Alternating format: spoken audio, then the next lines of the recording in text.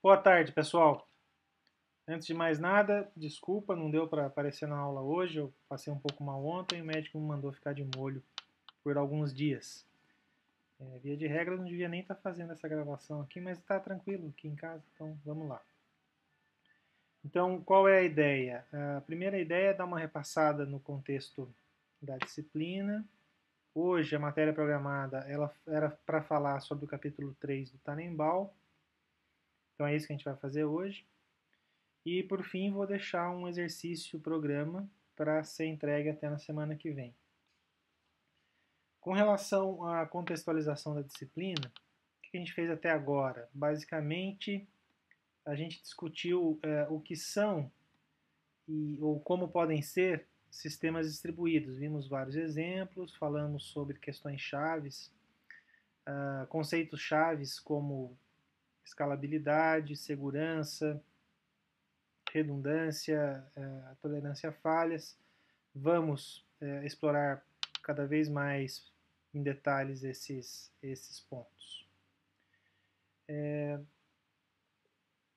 Então, no capítulo 3, que fala sobre processos, a ideia é descrever o que é um processo, como ele pode ser utilizado em um sistema distribuído. Não precisa falar muito com relação à importância de um processo para um sistema.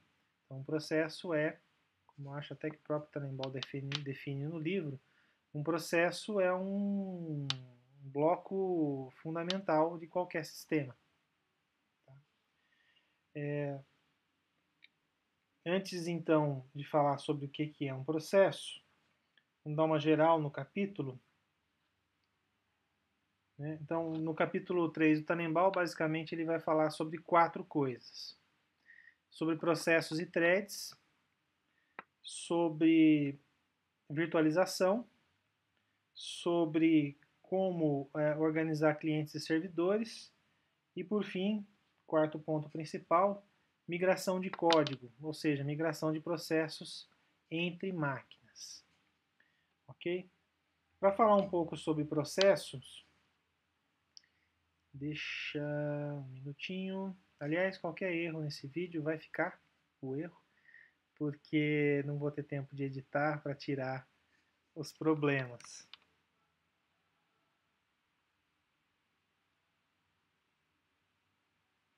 A gente vai passar pelos slides principais que o Tannenbaum apresenta. Então, a primeira questão que ele vai tentar apresentar é a diferença entre processos e threads. Então, um processo, basicamente, é uma estrutura de dados que está rodando dentro do seu sistema operacional. Essa figura mostra uma máquina e 2 processos, onde um determinado processo faz uma chamada para um segundo processo. A questão importante aqui é notar a ocorrência da troca de contexto da execução do processo A para a execução do processo B. O que é uma troca de contexto? Uma troca de contexto é quando eu saio de um espaço de variáveis e passo a execução para outro espaço de variáveis. Por que isso é importante? Porque essa troca de espaço de variáveis tem um overhead, tem um custo. Então imagina que a memória está com um conjunto de variáveis carregadas e aí eu passo a usar um segundo conjunto, ou seja, tem esse processo de escrita, de recuperação de valores. Tá? E o que é uma thread? Tá? Uma thread, na verdade, são processos leves, essa é a nomenclatura mais utilizada para definir threads. E esses processos leves, por que eles são leves? Porque não tem troca de contexto para a execução de um... Olha o Dropbox aqui pentelhando. Falei que ia ter falhas, né? Não vai ter troca de contexto para mudança de execução de uma thread para outra. Vamos explicar um pouquinho mais o que é essa troca de contexto. Se eu tivesse trocando de contexto entre processos, eu teria uma passagem do espaço de usuário, onde está um processo, passo o controle para o espaço de kernel, que vai fazer o trabalho de trocar de área de execução, e só então o segundo processo vai ser executado. Se eu estiver usando threads, a transferência de processo de execução, de linha de execução, não passa pelo kernel. Tá?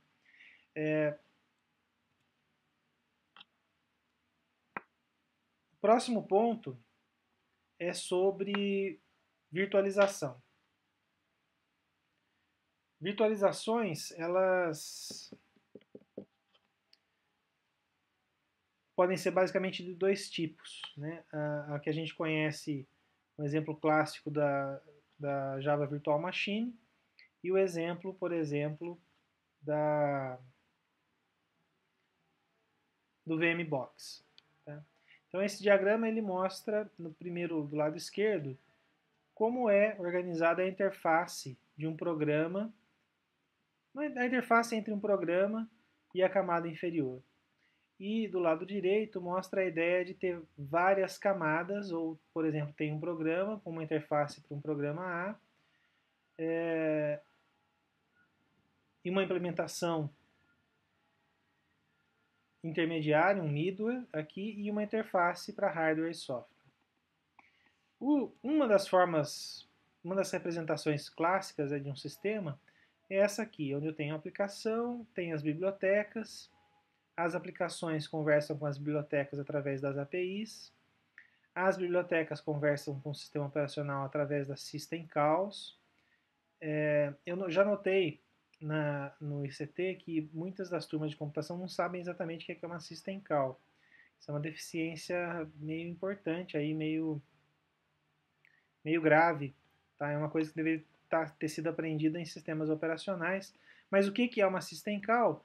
É a API que o sistema operacional torna passível de ser executada para as bibliotecas. Tá? Descendo mais um nível, então eu tenho a interface entre hardware e sistema operacional, que basicamente são funções que podem ser executadas em modo privilegiado. Bom, dado esse modelo, uma forma de virtualização é essa nossa famosa e já conhecida nossas conhecidas máquinas virtuais, que são nada mais são do que sistemas de execução entre a aplicação e o sistema operacional. Um exemplo clássico aqui é Java. Então, Java é multiplataforma, eu posso rodar em qualquer sistema operacional Windows, sistema operacional Linux, não importa muito, desde que eu tenha uma máquina virtual com a qual as aplicações vão conversar. Outro modelo famoso, importante, é o de máquinas virtuais, onde eu tenho uma camada entre o hardware e as camadas superiores. O que quer dizer que o meu sistema operacional, na verdade, conversa com essa máquina virtual aqui e, na verdade, não com um determinado hardware. Isso permite, portanto, que eu tenha esses ambientes de máquinas virtuais, onde eu tenho, na prática, um sistema operacional, em cima dele instalo o meu ambiente de máquinas virtuais, o meu gerenciador de máquinas virtuais, e então, sobre isso, posso construir instalar vários sistemas operacionais diferentes. Na prática, cada um desses sistemas operacionais vai estar conversando com essa API intermediária, e essa API intermediária age, faz a mímica, né, atua como se fosse um sistema operacional real. Mas na prática não é. Adicionais. Então a gente falou rapidinho sobre a questão das threads. A gente vai voltar nelas a falar sobre threads e processos no EP03. Falamos sobre virtualização. O capítulo passa um bom número de páginas falando, o capítulo 3 do Tannenbaum passa um bom número de páginas falando sobre como podem ser escritos e como se relacionam servidores e clientes. Isso, na verdade, não tem muita novidade, vamos passar um pouco por cima nesse ponto, mas recomendo a leitura, né? Mas basicamente são aquelas questões de como um cliente, como é que eu posso, por exemplo, ter vários clientes em um servidor, como que eu posso ter uma cascata cliente-servidor, ou seja, uma sequência de clientes e servidores, né? Onde a cada camada um elemento é cliente da camada anterior e, ao mesmo tempo, servidor da camada subsequente, que é uma forma de enxergar sistemas distribuídos também, né, em cascata. Ok, e por último, o último ponto do capítulo 3 do livro é a questão de migração de código. Um exemplo bem próximo sobre migração de código são os applets. O que são applets? São programas Java que podem migrar e, na prática, são executados no browser, na máquina cliente de um sistema distribuído. Esses applets então, têm a característica de poder migrar. Eles são dinamicamente carregados, ou seja, o download é feito online e vai para a máquina do cliente. É uma estratégia, migrar código, e aí vem um ponto importante, né, independente do exemplo dos applets, migrar código é uma estratégia relevante em sistemas distribuídos porque permite distribuir carga. Isso deve ficar meio claro para todos vocês que se eu estou passando o processamento para o lado do cliente, eu estou distribuindo carga de processamento, estou reduzindo pontos únicos de falha. A principal razão para fazer isso, então, é essa distribuição de processamento, essa distribuição de conteúdo. Tá? Hoje em dia, tem vários subsistemas aí que fazem migração de código. A gente pode também ver a migração de código por um outro aspecto, que é, por exemplo, quando eu tenho um vídeo no YouTube e aquele vídeo, aquele conteúdo, não exatamente código, vai ser migrado de um servidor para outro para melhor atender a sua clientela. Na prática, eu acho que podemos pensar em duas razões para ter migração. Eu posso ter uma migração onde eu passo o código para próximo dos dados, em geral é a razão porque, por exemplo, uso um applet, ou eu posso ter uma migração de dados, onde eu migro os dados para onde ele pode ser utilizado de forma mais rápida. Ok, passamos rapidinho por esses pontos principais do livro do Tannenbaum, e eu vou deixar para vocês um exercício sobre processos, obviamente. O exercício é relativamente simples. Então, o EP03 está no Moodle. Ele pede para você fazer o download de um capítulo de livro. É um capítulo sobre processos. Então, a ideia é que você leia a seção 3, 3.1 e 3.2, que descreve como manipular processos dentro de uma máquina. Na verdade, gostaria muito que você pudesse ler uma segunda referência que está colocada no texto desse EP, que é uma referência sobre como os processos de fato são implementados. E aí vamos fazer uma pausa, vamos fazer um parênteses para tentar, de fato, agora refletir sobre o que são processos. Então, você sabe o que é um processo? Tá? Eu advogo que a melhor forma de entender o que é um processo é pegar o código-fonte, por exemplo, do Linux, identificar, afinal de contas, que estruturas são processos e entender como o Linux manipula esses processos. É claro que isso foge do escopo dessa disciplina, talvez seja o escopo de uma disciplina de sistemas operacionais. Mas o que é um processo? O processo nada mais é do que uma estrutura de dados, um struct, tá? Uma struct que contém características daquele ambiente de execução. Essas características podem ser o espaço de variáveis, o código, o espaço de constantes, enfim, essas partes fundamentais necessárias para a execução de um programa.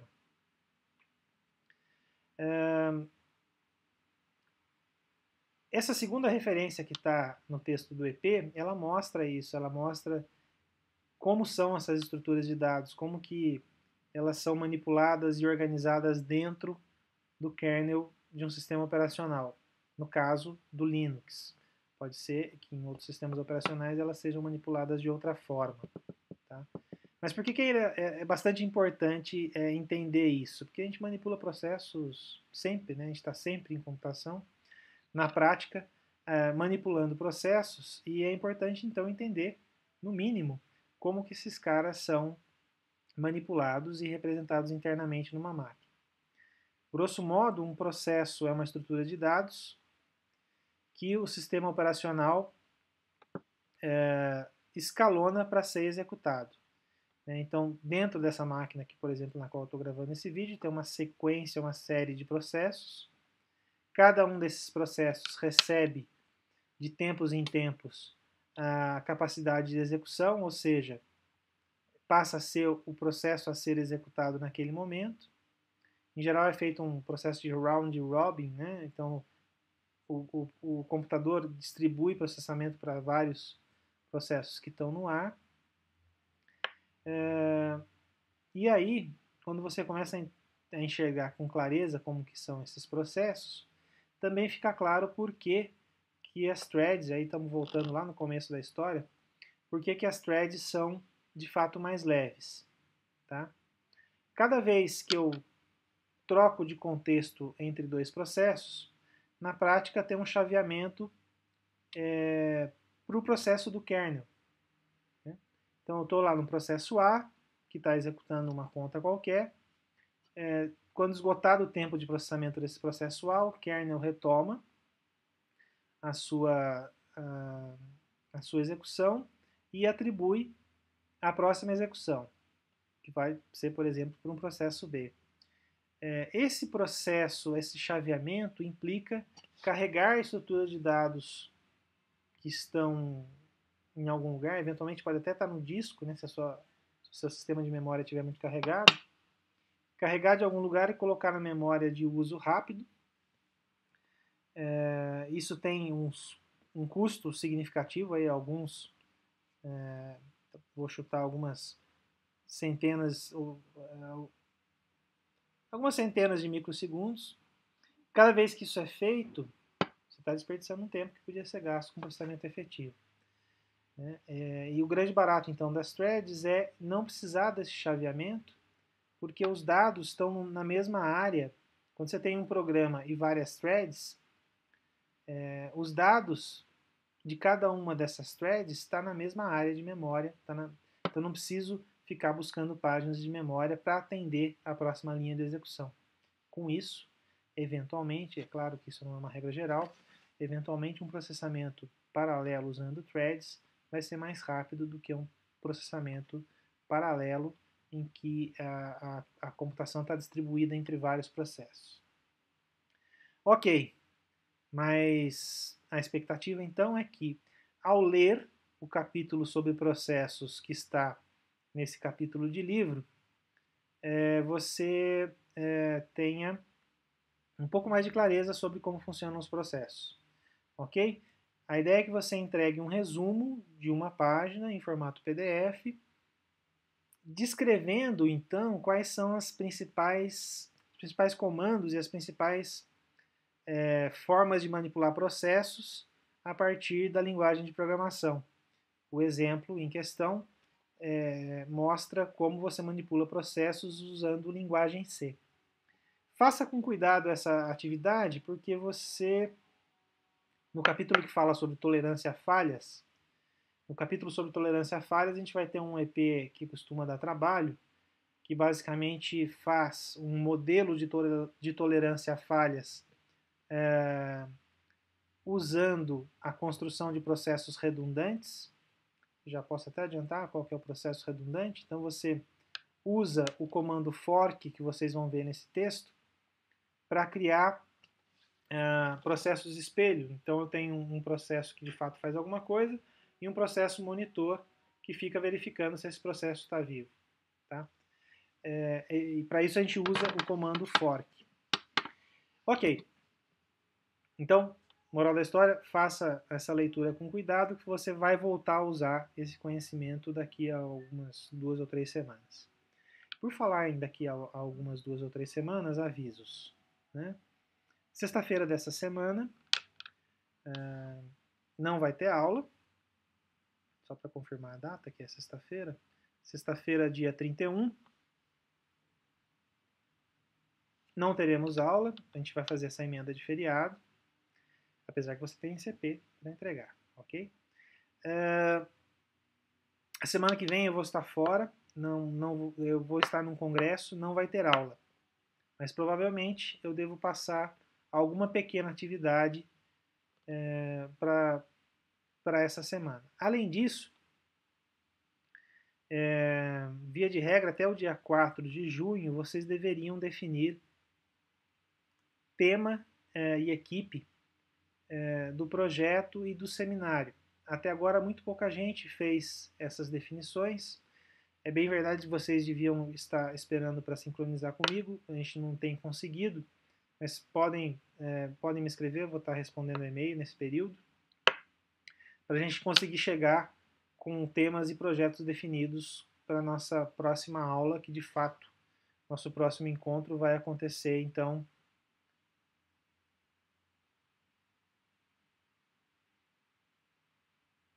dia 10 de junho. Ok? Então é isso, desculpem novamente por eu não poder aparecer, realmente não estou muito legal. Mais semana, daqui a 2 semanas, na verdade, né? Dia 10 a gente tem esse bate-papo, onde devo cobrar de vocês um resumo, esse resumo sobre o que são processos. Estou considerando que aqui é uma aula, e quem não entregar vai declamar uma poesia. Não, brincadeira, essa parte da poesia deixa pra lá. E vamos ver se a gente fecha esses temas de seminários e de projetos, ok? Então valeu, pessoal, desculpa não aparecer, mas realmente não tá muito legal, não tá dando. Até daqui a pouco mais de uma semana. Qualquer coisa, escreva.